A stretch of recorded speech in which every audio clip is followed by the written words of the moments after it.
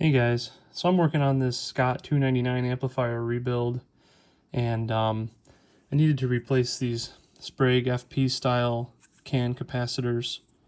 Um, I personally don't care if if the replacements are in a can or not.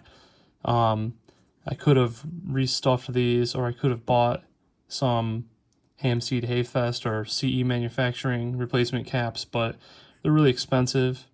Um, and then down the road, if they go bad 20 years from now, you got to buy them again, right?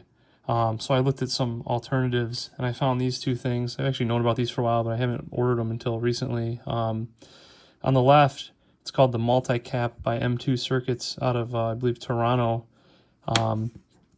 Lets you put four 10 millimeter diameter capacitors with 5 millimeter lead spacing on each of these. And as you can see on the label, it's 1.375 inches.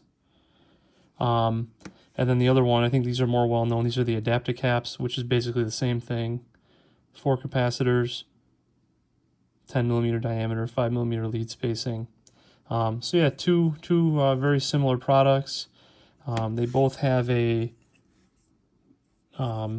jumper here to tie the common to the chassis through these pads that are tinned.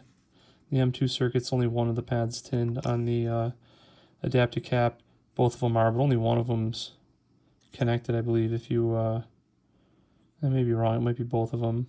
So you just run a little jumper between that. Now, one of the main differences between these, on the M2 circuits, you can see there's only one hole. Actually, let me look at one of these ones. There's only one hole for your positive terminal going out, right? That's where the capacitor goes in, those two. One hole going out, right? And what you do is you get these test points. Here's one, loose one. And these are Keystone 4952s, but you could get any number of other types, but I think the important thing is that they press fit. You can see they're kind of, you got to press them in pretty hard to get them to stay, solder them in, and then trim the other side off. Because if they're not press fit, when you go to heat this up again to put your wires through, it's probably going to give you a bad joint there. So that's nice, right? So the way the AdaptaCap works is you just have, there's four holes there. One little one, that's your capacitor leg. And the other three, you basically just put the wires in that go to the other places in your circuit. And that works, but it's a bit of a pain compared to having a, lug or terminal to wire it to. The other thing I don't like about that is if you look at this one that I've already populated on these larger 10 millimeter diameter caps, two of the holes plus half of the other one are below the cap. And I mean, I'd be afraid that if you put the wire in there too far, it could short against the body of the cap, maybe melt through that insulation on the outside and cause an issue, right? And especially considering these are high voltage. And the other thing I don't like about these is you can't get any press fit terminals because the diameter of the holes is too large. But they're both nice products. They're both about the same price. I think they both work out to be about $5 each. So it just depends on what you want. Being in the States, these ship a little quicker since they don't go through customs and all that, although these came pretty quick too.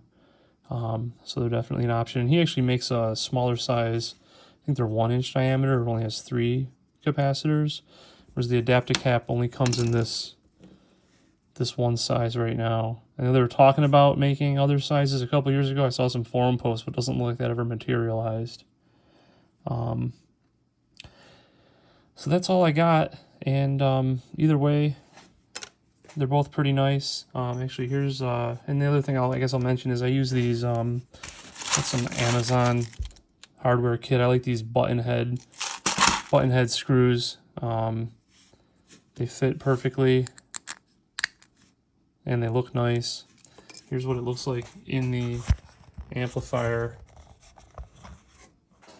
So you can see there's 4 there. I actually was able to just leave this other can in since it was just 2 and 2. So So nice and neat, very easy to replace in the future. You just unsolder the cap and solder the new one in. Here's another one over here, only had 2.